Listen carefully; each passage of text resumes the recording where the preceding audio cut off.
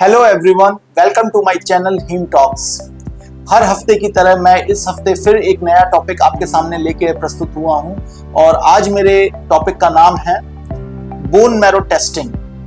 Bone marrow testing एक बहुत ही specialised test होता है जो कि कुछ ही सेंटर्स पे कराया जाता है, लेकिन जिन लोगों को ब्लड की संबंधी परेशानियां होती हैं तो उन मरीजों में कई बार ये टेस्ट कराया जाता है। तो आज हम इसी टेस्ट के बारे में चर्चा करेंगे कि ये टेस्ट होता क्या है, क्यों किया जाता है, किन कंडीशंस में इसका सबसे ज़्यादा उपयोग है और इसको करने के कोई साइड इफ़ेक्ट्स या लॉन्ग टर्म कुछ परेशानियां मरीज को फेस तो नहीं करनी पड़ती। इन सभी बातों पे आज हम चर्चा करेंगे। सबसे पहले बोन मैरो टेस्ट होता क्या है। तो बोन मैरो टेस्ट से समझने से पहले हमें ये समझना होगा कि बोन मैरो क्या होता है। बोन मैरो, जैसे कि आप सब जानते हैं कि हमारी जितनी भी लॉन्ग बोन्स होती हैं, लंबी हड्डियां होती हैं, जैसे पैर की स्पाइन, यहाँ पे ब्लड का प्रोडक्शन होता है और इस जगह को हम लोग बोन मैरो कहते हैं। हिंदी में हम इसको अस्थि मज्जा कहते हैं। इसी जगह से ब्लड की उत्पत्ति होती है और यहाँ से ब्लड ओरिजिनेट होके हमारे हर हिस्से में जाता है। अगर बोन मैरो, जहाँ पे जो प्रोडक्शन या फैक्ट्री कह लीजिए ब्लड बनने की, अगर यहाँ पे कोई डिफेक्ट आ जाता है, वो किसी भी कारणवश हो, चाहे उसमें कैंसर का लक्षण आ जाए या प्लास्टिक एनीमिया हो जाए या कोई भी परेशानी हो जाए, तो हमें अक्सर ये टेस्ट करना पड़ता है। बोन मैरो टेस्टिंग का नाम सुन के ही कई मरीज ये सोचते हैं कि ये बहुत ही डिफिकल्ट टेस्ट है और इसको कराना बहुत ही मुश्किल है, और कई मरीज तो यहाँ तक सोचते हैं कि इस टेस्ट को यदि करा लिया तो हमें कोई लॉन्ग टर्म परेशानियां उत्पन्न हो जाएंगी, लेकिन ऐसा बिल्कुल भी नहीं है। सबसे पहले बोन मैरो टेस्ट करते कैसे हैं ये समझते हैं। बोन मैरो टेस्ट को करने का जो एक सबसे आसान तरीका होता है, जो हमारी पेल्विक बोन होती है वहां से पीछे से करते हैं और उस पॉइंट का नाम होता है PSIS, posterior superior iliac spine. ये यूजुअली हमारी जो कूल्हे की हड्डी होती है उसमें एक डीप प्रोमिनेंस होती है। जब हम एक करवट से लेटते हैं तो एक बोनी प्रोमिनेंस फील होती है, तो उसी पॉइंट से हम लोग पीछे से ये टेस्ट करते हैं। तो सबसे पहले इस टेस्ट को जब हम बताते हैं ये प्रोसीजर, तो ज़्यादातर मरीज बहुत डर जाते हैं। उनको ये लगता है कि ये बहुत ही पेनफुल प्रोसीजर है और बहुत दिनों तक उनको दर्द होता रहेगा, लेकिन ऐसा बिल्कुल भी नहीं होता। हम इस प्रोसीजर को करने से पहले उस लोकल एरिया को पूरा एनेस्थेटाइज करते हैं, जिसको ज़ाइलोकेन एक लोकल एनेस्थेटिक होता है, उसको पुश करते हैं और उस ज़ाइलोकेन को पुश करने के बाद वो पूरा एरिया, संपूर्ण एरिया एनेस्थेटाइज हो जाता है, यानी कि उसमें कोई भी पेन सेंसेशन बचता नहीं है।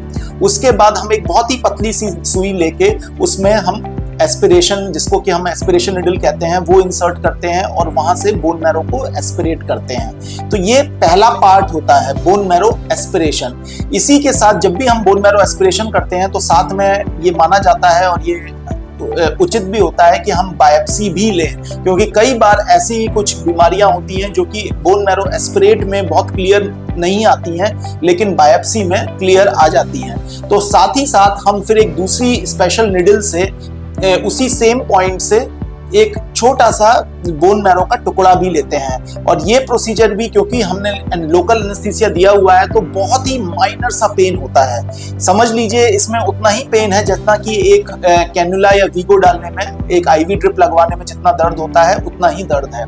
लेकिन बहुत से लोग इस प्रोसीजर का नाम सुन के ही बहुत दूर भाग जाते हैं, और यदि उनके मरीज को या उनको खुद जरूरत है इस टेस्ट की, तो इस चक्कर में भी कई बार ये टेस्ट बहुत डिले हो जाता है और इसके चक्कर में उनकी कई बार देखा गया है कि बीमारी भी बहुत ज्यादा बढ़ गई है। तो ये हमारा बोन मैरो एस्पिरेशन और बायोप्सी कैसे होता है उसका विवरण था। अब आते हैं कि बोन मैरो एस्पिरेशन और बायोप्सी किन कंडीशंस में कराया जाता है। तो देखिए, बोन मैरो यानी कि ब्लड वहां से प्रोड्यूस हो रहा है, तो अगर यदि कोई भी हमारा हीमोग्लोबिन, प्लेटलेट या WBC या तीनों चीजें बहुत ज्यादा गिर गई हैं, अपनी नॉर्मल वैल्यू से बहुत नीचे चली गई हैं, तो यूजुअली जिसको हम मेडिकल टर्मिनोलॉजी में पैनसाइटोपिनिया का संज्ञा देते हैं, तो अगर किसी भी पेशेंट में तीनों सेल लाइंस बहुत सीवियरली अफेक्टेड हैं तो बोन मैरो एस्पिरेशन करना अनिवार्य होता है। या फिर हम किसी पेशेंट में ये देख रहे हो कि उसका हीमोग्लोबिन परसिस्टेंटली बहुत लो चले जा रहा है और सारी दवाइयां ट्रीटमेंट के बावजूद भी उसका हीमोग्लोबिन बढ़ नहीं रहा है, या फिर किसी का WBC काउंट यानी कि श्वेत रक्त कोशिका बहुत ज्यादा नॉर्मल रेंज से बहुत अधिक ज्यादा काउंट्स हाई हैं, तो उन केसेस में भी जो कि ब्लड कैंसर के होते हैं उनमें भी हम ये टेस्ट करते हैं। लेकिन ये टेस्ट हमारा फर्स्ट लाइन ऑफ इन्वेस्टिगेशन नहीं होता है। बोन मैरो टेस्ट करने से पहले हमें कुछ बेसिक टेस्ट करने चाहिए, जैसे कि CBC with peripheral smear with LDH। तो ये टेस्ट ज्यादा कॉमन है, ये ब्लड सैंपल से ही होते हैं और इनको ब्लड से आराम से हर लैब में किया जा सकता है। हाँ, बोन मैरो टेस्ट एक जमाने में आज से 20-25 साल पहले ये जो हमारी सामने की चेस्ट बोन होती थी यहाँ से किया जाता था, और इस प्रोसीजर को अब ये ऑब्सोलीट माना जाता है और ज्यादातर जो हेमेटोलॉजिस्ट हैं या ऑन्कोलॉजिस्ट हैं इस प्रोसीजर को पीछे पेल्विक बोन से ही करना पसंद करते हैं या प्रेफर करते हैं, क्योंकि ये लेस पेनफुल होता है और इजीली हमारा सैंपल भी यहाँ से आ जाता है।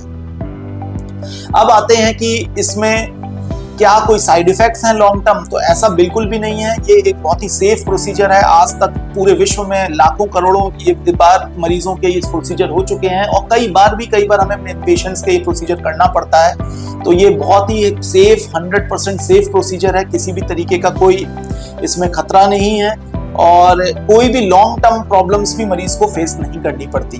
तो यदि आप ये खर्चे की बात करें तो खर्चा डिपेंड करता है कि आप किस सेटअप में करा रहे हैं, लेकिन जो भी अच्छे हॉस्पिटल्स होते हैं तो वो कोई बहुत ज़्यादा कॉस्टली नहीं है। जैसे कि मेदांता हॉस्पिटल में इसका खर्चा बहुत ज़्यादा नहीं आता है, 5 से 10 हज़ार रुपये ही आता है, और इसमें जो स्पेशल टेस्ट भेजे जाते हैं बोन मैरो सैंपल में, मेन कॉस्ट उनकी होती है।